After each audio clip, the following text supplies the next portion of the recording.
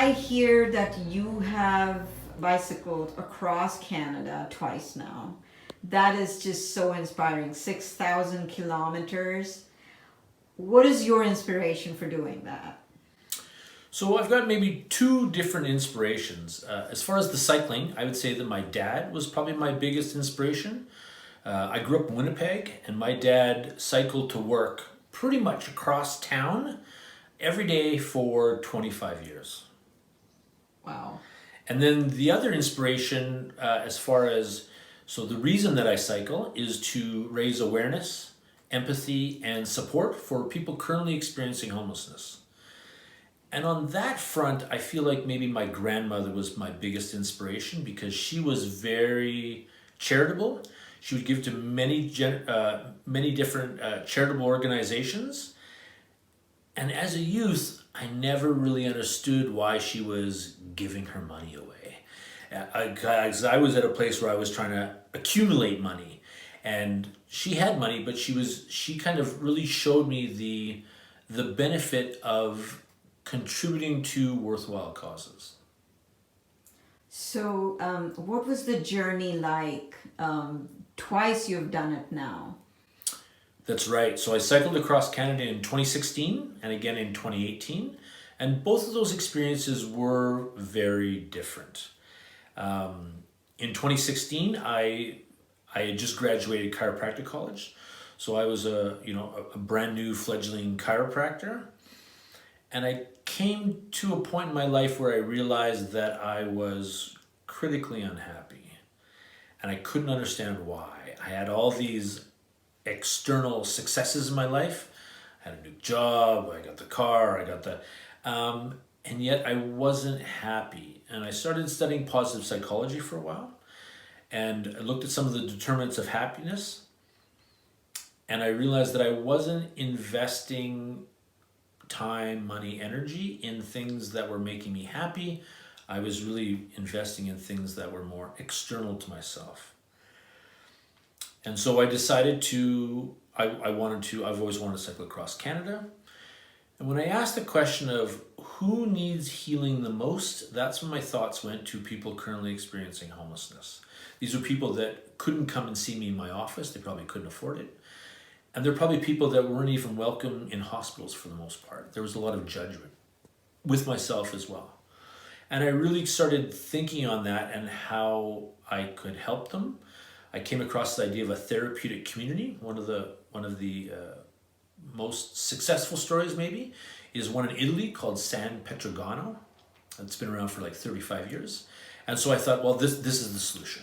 I'll create a therapeutic community for people experiencing homelessness, and problem solved.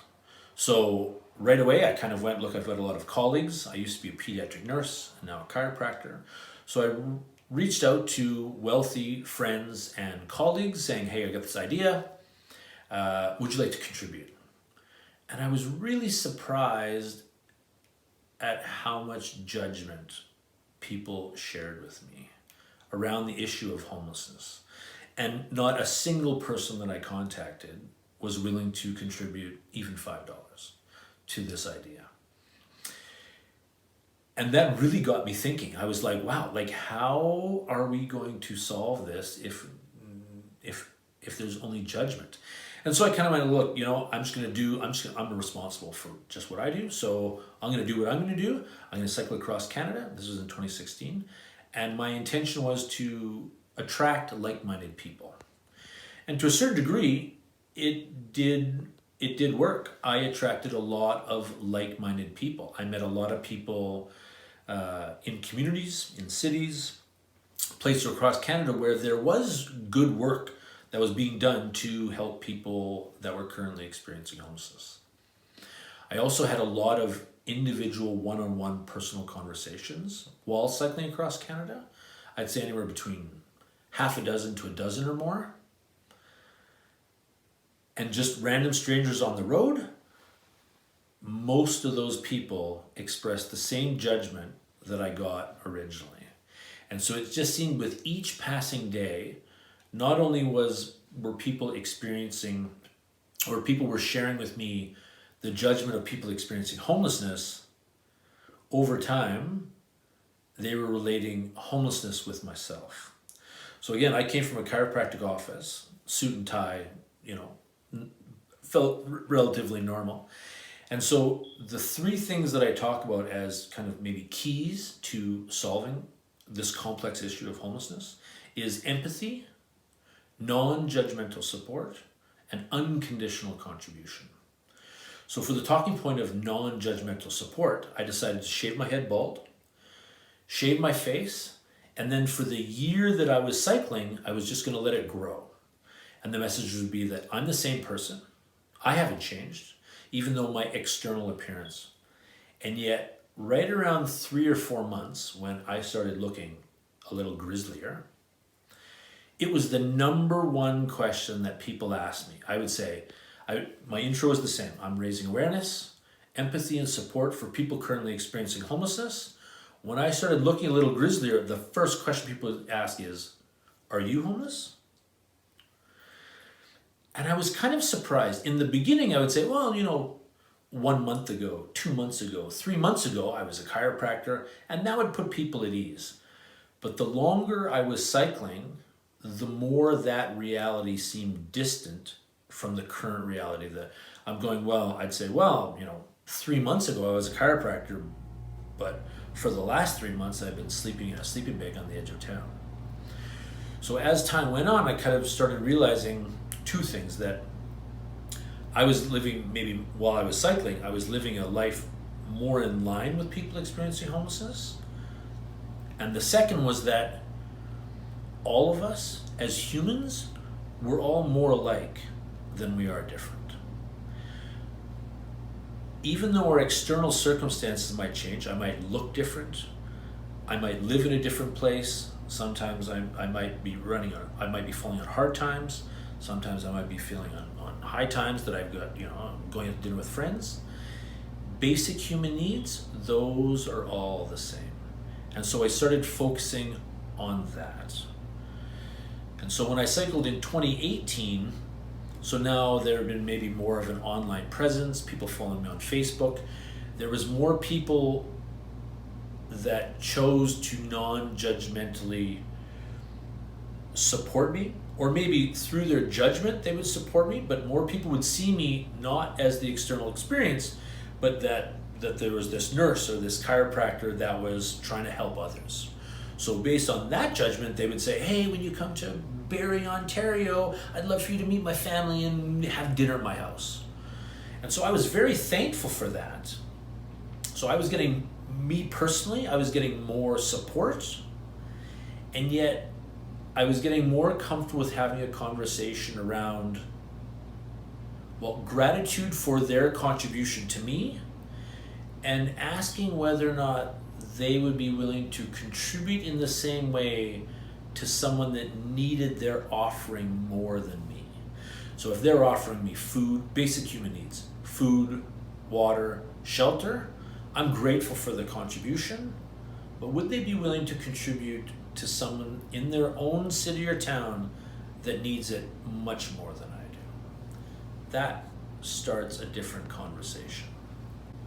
So, 2 questions, but first I want to ask an obvious question. How long did these journeys take you, the 2016 and 18, to actually bike across? So they were, it wasn't fully across. So in 2016, I started at my sister's house in Chilliwack, BC. So I cycled from Chilliwack, BC to Tofino, which is the most western spot in Canada.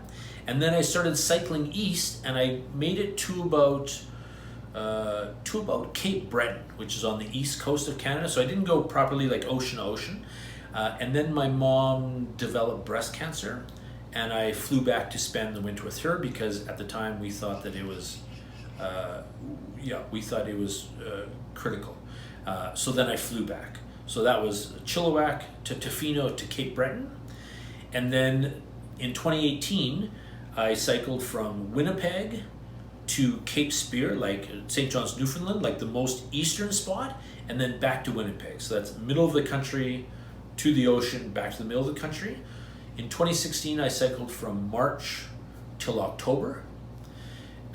In 2018, I cycled from June till almost late November. Like it was the first time that I experienced minus 28 degrees Celsius 3 days in a row. I came to realize I needed to tweak the plan a little. Sleeping in a tent was not really doable. And yet, with that said, this was in Winnipeg, Manitoba that I stopped. I am acutely aware that there are, 1,500 people in Winnipeg, Manitoba that live rough on the streets, literally at times in tents along the river. Wow. Even when it's minus 40 degrees Celsius. Wow. So that is something that is still in my mind when I think about the next cycle of the journey towards Heroes and Homes. So my next question was going to be that, are you planning on another trip? And if so, how are you going about it? So the answer is yes. I am doing another trip. I still call it, it's like a cycle or cycles of journey towards Heroes and Homes. But there'll be two different aspects. One of the things that I came to realize on those first in 2016 and 2018 is that it would have been beneficial to spend more time in each city or place to connect with the people from that city or place. I was really focused on not being somewhere really cold and cycling through a winter. So I really kind of wanted to keep a schedule, but that often meant, so I would volunteer in homeless shelters or soup kitchens or transition homes, but I was usually only there for maybe a couple days, maybe 5 days at most. Oftentimes with people that are currently experiencing homelessness, trust is a major barrier to people opening up to you, and that is hard to establish in a day or 3 days or 5 days. So when I do it next time, there'll probably be less cycling, but there will be more empathy building on my end so that I can share with others from the experience, and there will be more opportunities to connect. One of the focuses, or the two focuses are, one focus is empathy and the other focus is compassionate listening specifically. So with what I know right now, the plan is to probably spend a month in Calgary, Alberta. That is the closest big city to where I am now. And so I'll be spending 1 month in Calgary, Alberta. I think externally, for someone that sees me externally, they'll probably see me and go, oh, that guy's homeless. Internally, after living at a meditation center for the last 5 years, I'm choosing to view it as living as close to a monk as I can. So that means meditating 3 hours a day, 3 different times a day for 3 hours. There's also 5 or 8 precepts that we adhere to. So no lying, no stealing, no killing, so no eating meat, no mental intoxicants, and no sexual misconduct. The 3 additional precepts are no sleeping in high luxurious beds. So when I'm sleeping on the grass or just patches of nature, that's kind of comes naturally. And then no physical decorations. So really the clothes that I wear, I'll probably have maybe 1 or 2 changes of clothes. Those clothes for the most part will be donated. And then I'll be living, and then also as a monk, I will be accepting what is offered by the community, but I will not be asking for anything. And so one of the things that I try to do, or will be a focus on the next journey towards Heroes and Homes, will be leaning into personal discomfort. I've come to realize that when an individual consciously chooses to lean into personal discomfort, whether physical, mental, or emotional, that is truly where growth lies. And it is different than being in, say, an unfortunate situation where you're forced to lean into discomfort. When an individual consciously chooses to do that, there is a little bit of a difference. And so that is what I'm going to be doing. So 1 month I'll be living, accepting what is offered from the community, meditating, and really part of the practice that comes along with the meditating is focused on gratitude.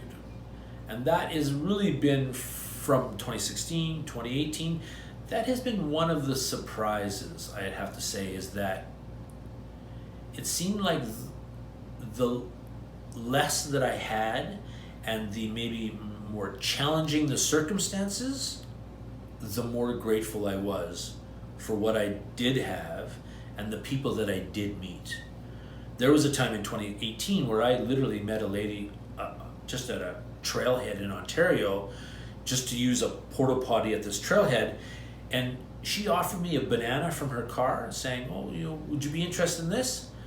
And I hadn't eaten for better part of a day. I still feel like an enormous amount of gratitude for that woman, and I think that might have been the best banana I've ever had in my life. That's beautiful. Yeah. You're so inspiring. I think your story is very inspiring. I'm sure. You said you're not going to be taking any offerings from anyone. Oh no, I'll be accepting what is offered, but not asking. But I won't be asking. So when I talk about personal discomforts, I've come to realize that one of my personal discomforts is the perception of others. So when people would ask me, "Oh, are you homeless?" I was very quick to go, "Well, no. I used to be a chiropractor, and I used to." Now I've come to realize that, in many ways, I've been in a meditation center for the last 5 years, really volunteering. I haven't been making any money. So I wouldn't necessarily externally look homeless, but that is from the external support of the meditation center. They provide me with food, they provide me with a room, shelter.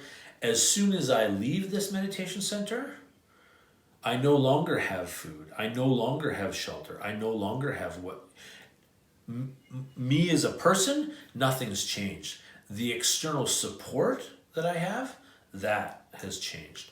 But I do feel grateful again that I feel like I have more internal support from the practice of Vipassana and meditation. So I'm hoping that ideally, somewhere I can find a balance between internal support and external support. But when I leave the center, I'll have a good base, if not, a significant amount of internal support through the practice of meditation, but I really won't have any external support. It'll really just be people that are following the journey towards Heroes and Homes on Facebook or GoFundMe, or tuning into the YouTube channel. And the hope is that, people will see the benefit of contributing to people in need, specifically unconditionally. There is a difference, and it's not even really but there's a glaring difference between unconditional contribution and conditional contribution.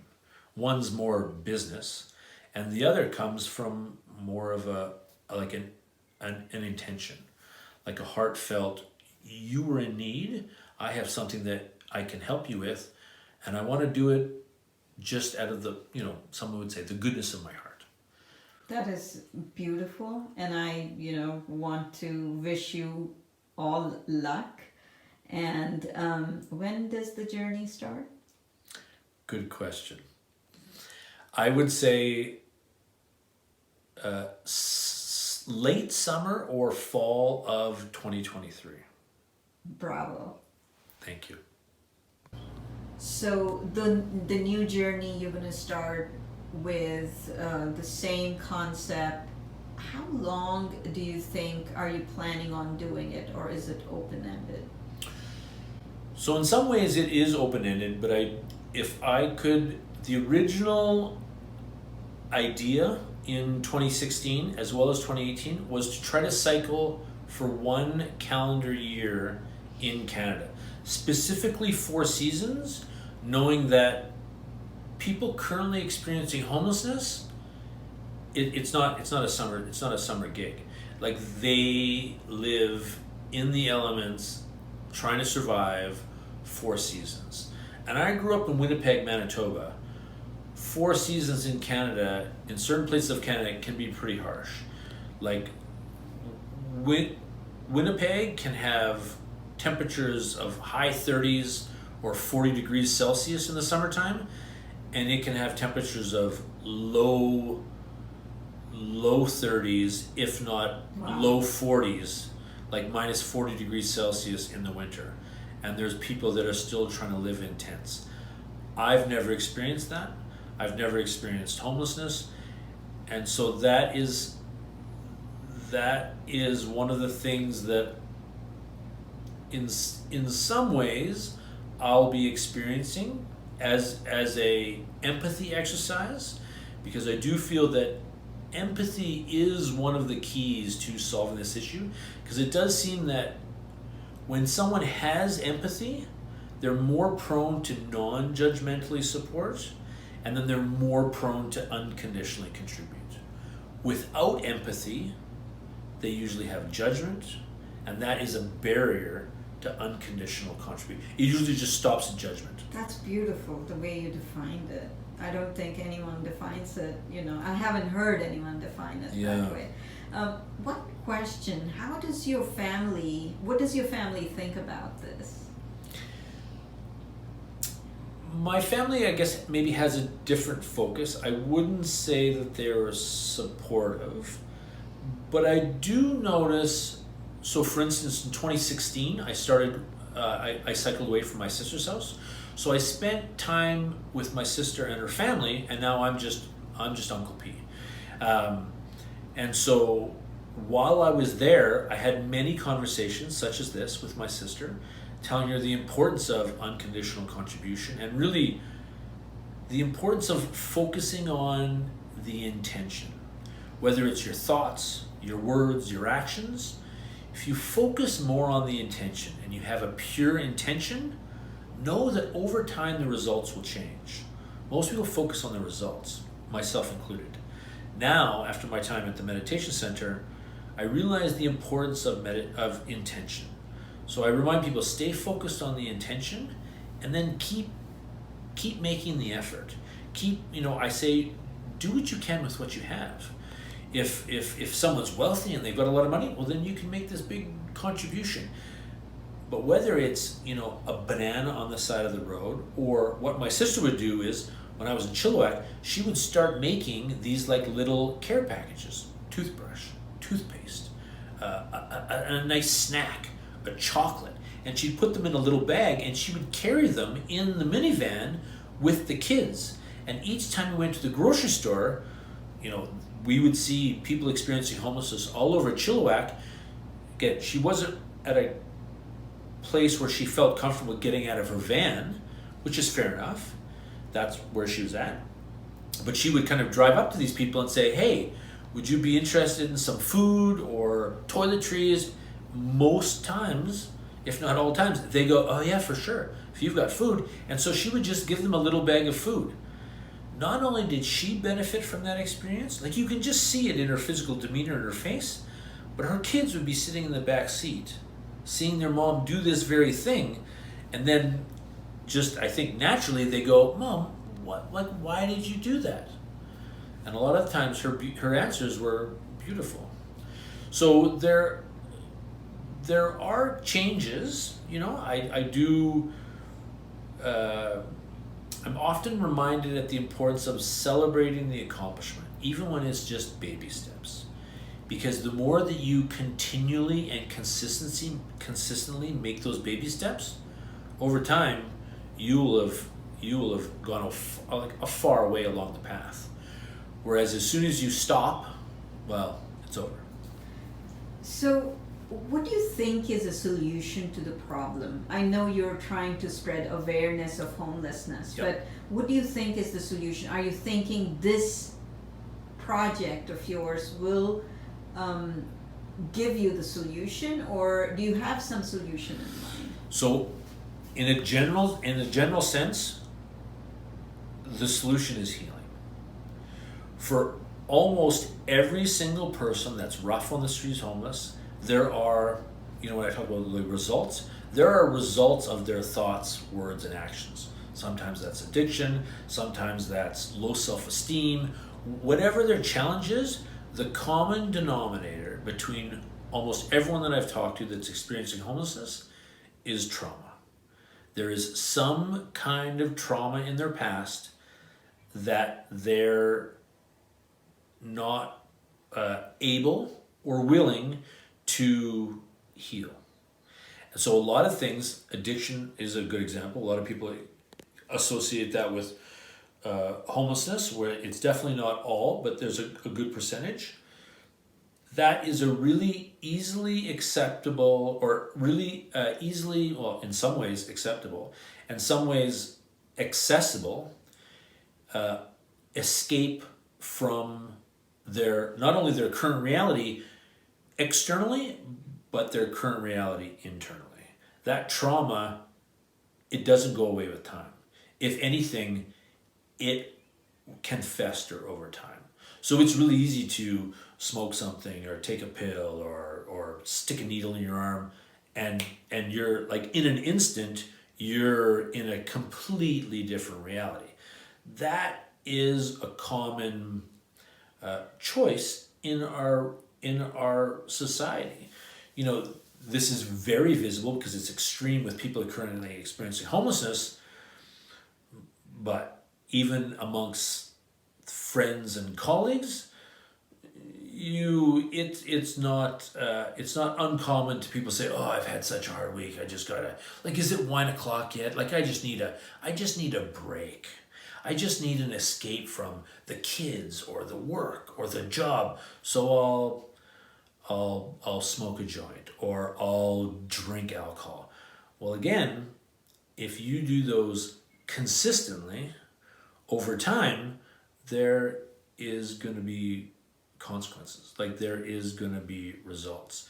So that escape is really accessible, but homelessness is very multifaceted, but in a general sense, everyone, homeless or otherwise, will benefit from embracing or living with an intention of healing. So that is the end goal of what I'm doing, is to, raise awareness, raise empathy, and raise support. If I could get to the vision is to create a therapeutic community of healing where people are living in community and everyone is living with an intention of healing. Whether it's someone that's vulnerable or formally, at this point, homeless, or if it's someone that is a fellow meditator or someone that's a mentor, we're all living together in community with an intention of healing. That is the goal or the vision of what I'm doing. But now that I've done it, for many years, I've come to realize that, I feel like empathy it's a big hurdle, which is understandable because empathy comes from the lived experience. So in North America, I'd say most of us are in a privileged or fortunate or blessed reality that we have never had to experience homelessness. I've never experienced homelessness. So empathy is a little bit more challenging to kind of relate to that experience. And so now the next time I cycle, I'm trying to lean into my personal discomfort and put myself in a reality that would be more akin to what someone currently experiencing homelessness would be living, but also similar to the reality that a monk would be living. And when you get down to the essence, there's major differences, but then again, there's not a lot of, it's more in the internal support that you get from meditating, and it's the internal support that you also get from living a sober life. Those two factors really cannot be understated. But monks don't have a roof over their head. They basically have two sets of robes and a bowl. They accept what's offered. They don't ask for anything. They completely rely on the community in the same way people currently experience homelessness do. So I want to end it with a few more questions. Sure. Mountains or ocean? Mountains or ocean? What do I prefer, or what do What do you prefer? You know, I do have an affinity to water. So I was a swimmer growing up. But oceans, the salt water, something about the salt water. I did a couple of training camps in San Diego when I was much younger. And if we had to choose between the saltwater pool and the freshwater pool, I'm always about the freshwater pool. But I do love being in water, so more lakes. If it was mountains and lakes, that'd be a different question. But mountains, something about the majesty of mountains, especially when they're snow-capped. I've been fortunate with travel. I've climbed Mount Kilimanjaro. That was a dream of mine for a long time, and Wow. so that was something that I've always been drawn. How high is that? To high enough that they have like glaciers and snow at the top, and it's Africa hot when you Right. start, and then literally 4 or 5 days later you're that last night we basically walk through the night so we can catch sunrise at the top, and it's pretty cold. What's your all-time favorite movie? All-time favorite movie? That is a good question. I guess just when you mention it, the one that comes to mind is Shawshank Redemption. There's a lot Beautiful movie. Yeah, there's a lot of, that's one that I could watch over and over and over, and it's a real testament to overcoming extreme adversities and that importance of internal support. That even when you can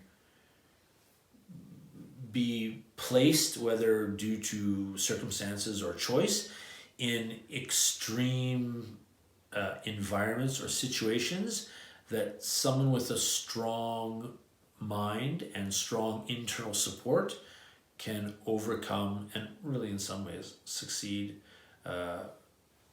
like adversity. I think that's amazing. Where's that one place you want to go on a vacation you've never been to? Probably Bora Bora. I've been to Australia many times. I've been to Hawaii, New Zealand, and yet every time I see pictures of Bora Bora, I just thought, man, I want to get to one of those little huts where, like a little accommodations where you can kind of move away the coffee table and walk down a little ladder, and then you're just in the water, or someone That sounds someone canoes up to your balcony, and then they just kind of like leave you breakfast, and I can just that seems magical. Oh, thank you. My pleasure. Beautiful. It was great talking with you.